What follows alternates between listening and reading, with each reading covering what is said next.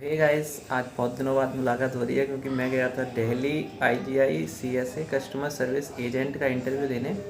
तो जैसा कि आपने पिछली वीडियो देख ली होगी वहाँ पे क्या हुआ था।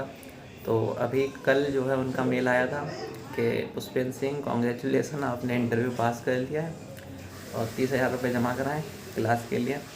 तो खैर वो तो फ्रॉड ही है पूरी तरीके से। हालांकि मैं आपको बता दूं कि उसका सरकारी जल्द से मैं ज़्यादातर फॉर्म वहीं से फिल करते हैं हम लोग।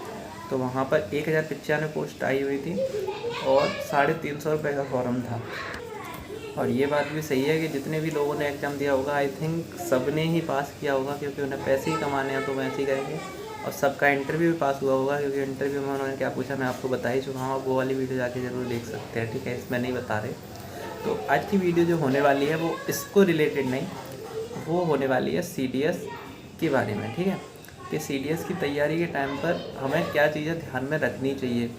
और अगर आप सीडीएस या फिर डिफेंस में एफकेट इनको एक अपना गोल लेके चल रहे हैं तो आपको अपने दिमाग में 2-3 चीज़ें जो हैं वो बिठा के रख लीजिए, ज़्यादा फ़ायदा होगा, ठीक है। क्योंकि ये चीज़ें अट्रैक्ट तो बहुत करती हैं, सैलरी, पैसन और काफ़ी बढ़िया बढ़िया चीज़ें हैं। तो अट्रैक्शन तो यहाँ पे है डट के, लेकिन अगर नहीं हो पाता है तो क्या होगा ये भी आपको सोच के ज़रूर चलना चाहिए, ठीक है भाई।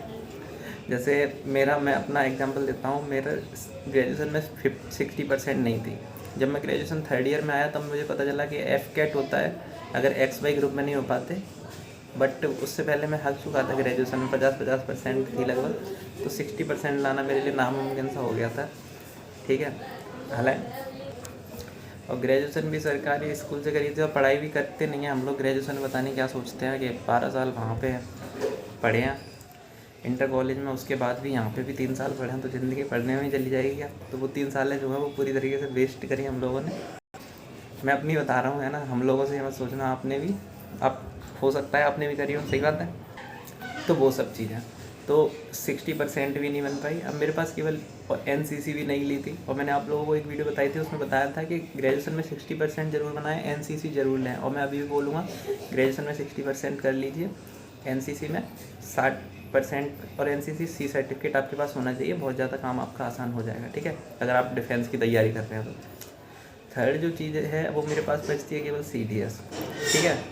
अब सीडीएस में लगभग मैंने 2020 से लेके 2020 दिया था ना, उसके बाद में अभी तक शायद मैंने 5 अटैम्प्ट दे, शायद नहीं मतलब कंफर्म है। उसके बाद में भी मान लीजिए आपने 3-4 रिटर्न आपने भी दिए हैं, ठीक है, आपका क्लियर हो गया, आपका एसएस भी नहीं हो पा रहा है, बार बार नहीं हो पा रहा है, नहीं हो पा रहा है, तो आपने जो एक फेज़ होता है ना एज का, जिस टाइम पर आप कोई और लाइन चुन के मेहनत कर सकते थे और उसमें पास हो सकते थे, वो आपका चला जाता है। तो इसीलिए सावधान करने आया हूँ कि सीडीएस और इनमें बहुत ज़्यादा रिस्क है अगर आप एसएसबी के बारे में सोचें तो, क्योंकि वहाँ पे सिलेक्शन रेट जो है वो बहुत ही कम है, सही है। और सब कुछ हो सकता है, आपके ऊपर डिपेंड ना करे, कुछ लक भी है। और आपने देखा होगा कई लोगों के 11 में अटैम्प्ट में हुए हैं एसएसबी क्लियर, 12 में हुआ है, 22 में 17, 18, 19, 6वां 7वां, इतने अटैम्प्ट भी लग जाते हैं एसएसबी के लिए। तो ज़रा सोच के देखिए कि आपके पास इतना टाइम है, मतलब एक अपने टाइम मैनेजमेंट आपके दिमाग में चलना चाहिए कि अगर 22 की उम्र तक हो गया तो ठीक है, नहीं हुआ तो फिर हम दूसरी लाइन चेंज कर देंगे। और ये चीज़ अगर आप सोच भी रहे हैं तो मैं आपको बता दूं बहुत टफ होने वाला है, क्योंकि आपने 2 साल जो है एक चीज़ की स्टडी करी, अब वो चीज़ आपके लिए पूरे दिमाग में छप चुका है, ठीक है। फिर आप दूसरी साइड में आएंगे तो दिक्कत होगी। लाइक जैसे मैं अपना एग्जांपल दूं, एयरफोर्स एक्स वाई ग्रुप का जो सिलेबस था, एक्स ग्रुप की तैयारी करी थी मैंने, क्लियर भी करा था 2 टाइम। तो वो वाला जो 11th-12th वाला था वो पूरी तरीके से रट गया था। अब हम सोच रहे थे कि ऐसे पेपर की तैयारी करें जिसमें 11th-12th का ही आ रहा हो। अब वो कहाँ आ रहा है, वो कहीं नहीं आ रहा है। एसएससी में तो कोई पूछा ही नहीं जा रहा उसका, बिल्कुल भी सही बात है। मैथ फिजिक्स की बात कर रहा हूँ ना, यहाँ पर तो अलग ही खेल चल रहा है एसएससी में, सीडीएस में तो वो सारा पैटर्न चेंज हो जाता है। लाइक अगर आप भी ऐसा सोच रहे हैं तो अपने दिमाग में बिठा के चलिए कि आपको कैसे कैसे क्या क्या करना है। अपने दिमाग में 100% ये सोच के ना चलें कि हाँ मेरा हो ही जाएगा, ऐसा बिल्कुल ना सोचें, है ना। मैं उम्मीद करता हूँ आपका हो, पहले अटैम्प्ट में ही हो जाए। लेकिन आपको तो ज़रूर सोचना चाहिए कि अगर नहीं हुआ तो क्या होगा, कहाँ पे मेरा टाइम जाएगा और मेरे पास कितना टाइम है, ये सब, ठीक है। ये सब मैं घर पे ताने सुनने के बाद बोल रहा हूँ, ठीक है। हम बोलते हैं ना कि कहाँ करा, 2 साल 3 साल इसमें ही बर्बाद कर दी, कहीं और लगाता तो हो जाता। मुझे भी लगता है कहीं और मैं मेहनत करता तो हो जाता है ना। लाइक अगर सीजीएल या फिर बैंकिंग में मैं ज़्यादा फोकस करता ना तो मुझे भी लगता है हो जाता।